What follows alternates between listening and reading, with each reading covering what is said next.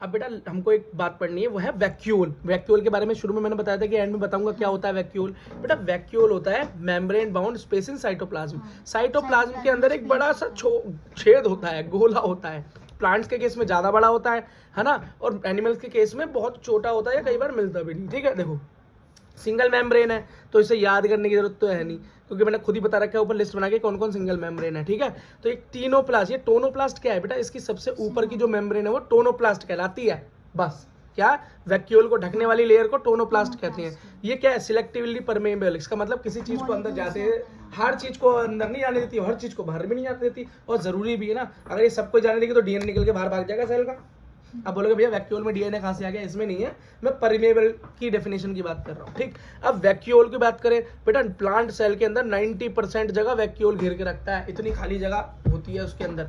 ठीक है, अब इसके अंदर मिलता क्या है, पानी भरा होगा, सैप भरा होगा मतलब सोल्यूट वगैरह, आयंस वगैरह भरे होंगे, एक्सक्रीटरी सब्सटेंस होगा मतलब वेस्ट मटेरियल होगा जिसका कोई काम नहीं है, कोई काम नहीं है। ये बेटा मैंने उसका स्ट्रक्चर बना रखा है। यहाँ पर क्या है बेटा, सोल्यूट दिखा रखे हैं, देखो अंदर कितने ज्यादा, बाहर कितने कम।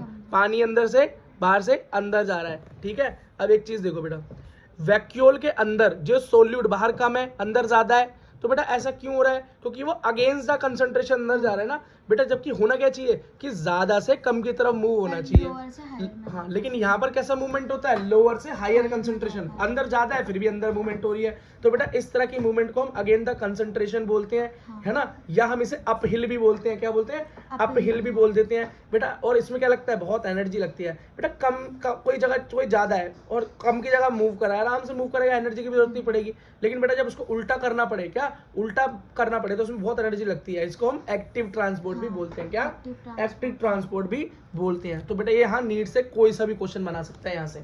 ठीक है, इसलिए पॉइंट टू पॉइंट लिख दिया। वैक्यूल बेटा दो तरह के होते हैं। कैसे, दो तरह के होते हैं। एक होता है फूड वैक्यूल, जिसके अंदर क्या स्टोर होगा, डाइजेशन होगा, फूड वगैरह उसके अंदर रहेगा। और दूसरा होता है भाई कॉन्ट्रैक्टिव वैक्यूल, ऐसा वैक्यूल जो कि एक्स्ट्रा पानी अगर उसके अंदर आ जाए तो उसको बाहर कर देता है, मतलब ओस्मो रेगुलेशन करके रखता है, वाटर का रेगुलेशन करके रखता है, जितना चाहिए उतना अंदर बाकी बाहर।